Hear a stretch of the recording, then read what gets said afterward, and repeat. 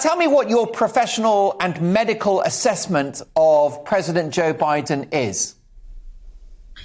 Well, one of the things that I do is I work as a forensic psychiatrist. And so when there are cases of competency, such as children arguing over their parents' will or whatever, and trying to say that the parent wasn't competent when they signed the will. So I have a lot of experience in assessing people's competency. And clearly, and I have been saying this since the election, actually, warning people that Joe Biden has encroaching dementia. And his dementia has been encroaching further, as each month has gone by since then. And it's very worrisome now that there's potential war on the horizon. Dr. Lieberman, what would be the symptoms that would concern you about his mental health?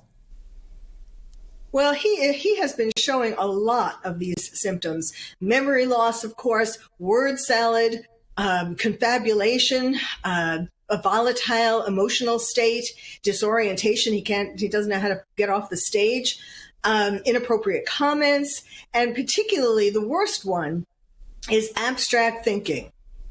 He has problems with abstract thinking, the kind of thinking that you need to hold a lot of thoughts in the air at the same time, juggle a lot of thoughts and try to put complex pictures together like we have in Ukraine and like we had in Afghanistan. One could have, before Afghanistan, one could have sort of just wished that somehow 4 years could go by and Joe wouldn't put America in any danger.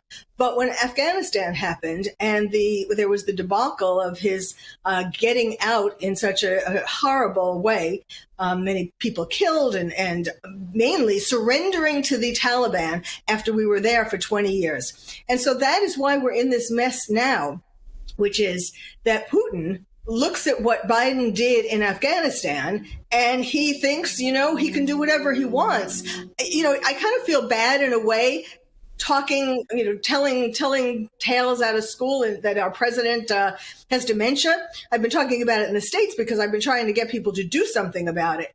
But anybody, you don't have to be a psychiatrist to be able to tell that he is not mentally fit. And so Putin talks to Biden on the phone, and he's telling him we're not going to invade Ukraine. Meanwhile, he has all these troops and all the artillery.